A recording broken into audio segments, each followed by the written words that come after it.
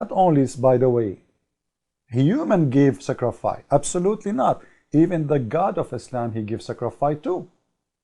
Let us show you that. This is a chapter 37, verse number 107. Actually, you can read our verse. It's fun, by the way. The Quran is like fairy tale stories. And what Muhammad he did, you see, he is copying it from the Bible. In the same time, he is making it really funny. But anyway, this is not our topic for now.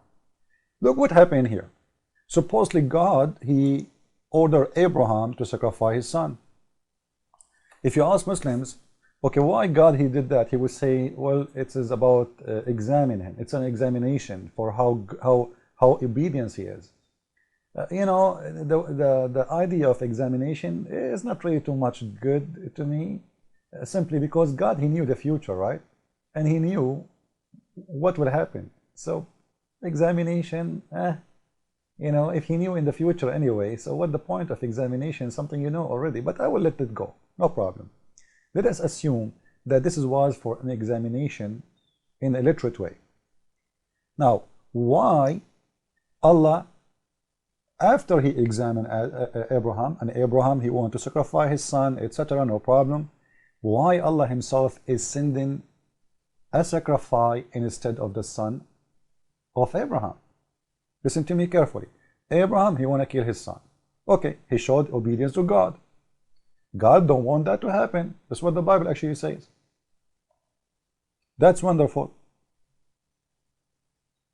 But what I don't understand, that Allah himself is sending a sacrifice. So in Islam is not only human have to give sacrifice, no.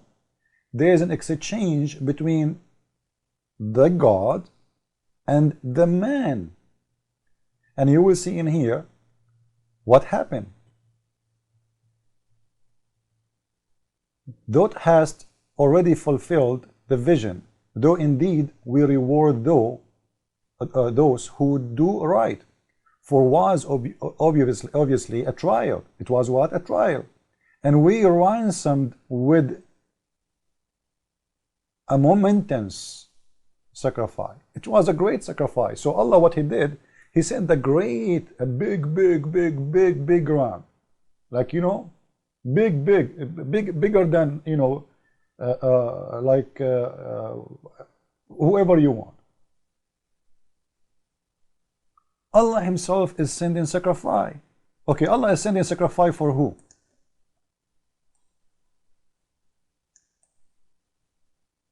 To himself? Okay, no problem. You know, Abraham, he did obey God, and that's it. The examination is done. The trial, he passed the trial. That's good. That's good. He's a good boy. Thank you, Abraham, very much. We appreciate that. Take your son, go home. But the story did not end there. Allah himself is sending a sacrifice. Why? So now what we see, there's an exchange between God and man. Man gave sacrifice. We showed you Adam and Abel gave sacrifice. Sorry, Cain and Abel giving sacrifice. And now Allah himself is giving sacrifice. And by the way, I'm not explaining the verse. We can go and see the explanation from the Muslim scholars. This is chapter 37, verse 107, Tafsir al-Jalalain. وَفَدَيْنَاهُ بِذَبْحٍ عَظِيمٍ.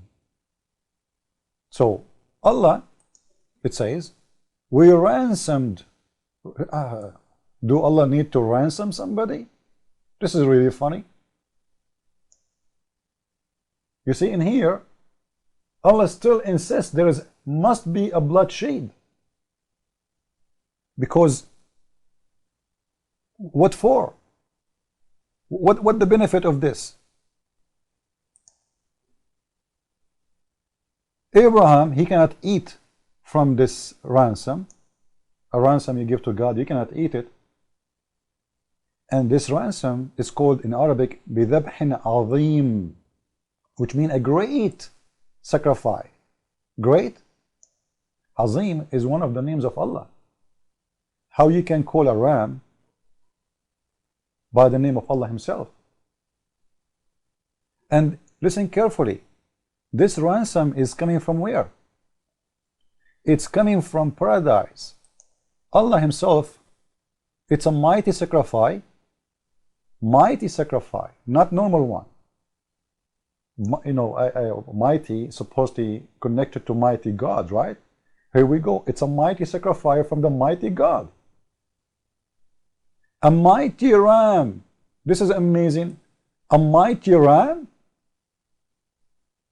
from paradise. Even in paradise, Allah have a stable there, and they have a farm, and He have rams.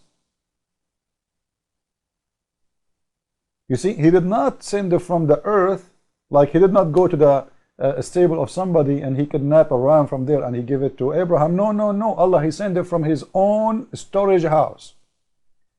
Something called mighty ram. That proved to me that Allah have mighty rams, as you see, and it is a sacrifice, and He is sending it to Himself, because He is sending it to who? And this is mean that Allah, He wanted something very special. Look, He asked Abraham to sacrifice his son as a trial, as the verse says. The trial went through. But now Allah is not saying to Abraham, go and exchange him with the ram. No, absolutely not. And Abraham have a lot of rams. He is not a poor man. He have a lot of animals. He can slaughter one instead. So why Allah did not ask him to slaughter one of his own, the biggest one he have? No, Allah don't like that. He wanted his own ram, which is coming from heaven, which is called by Muslims, not by me, a mighty ram. Do you see it? A mighty ram.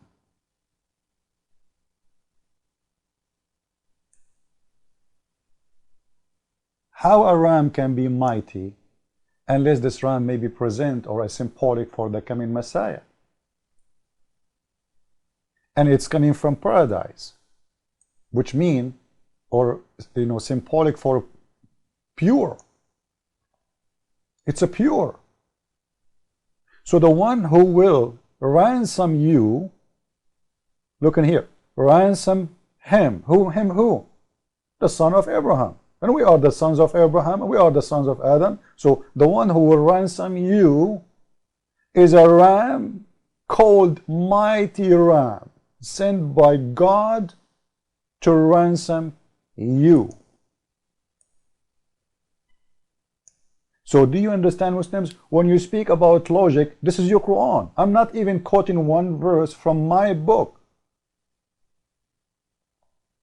Allah will exchange your sin, and He call it ransom.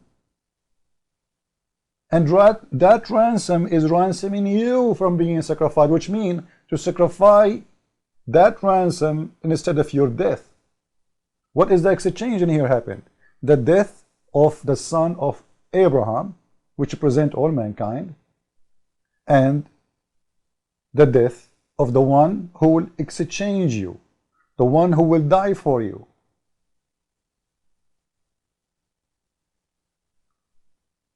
And you see, even in the story in here, they are mentioning still the sacrifice of Abel, who offer his own sacrifice too.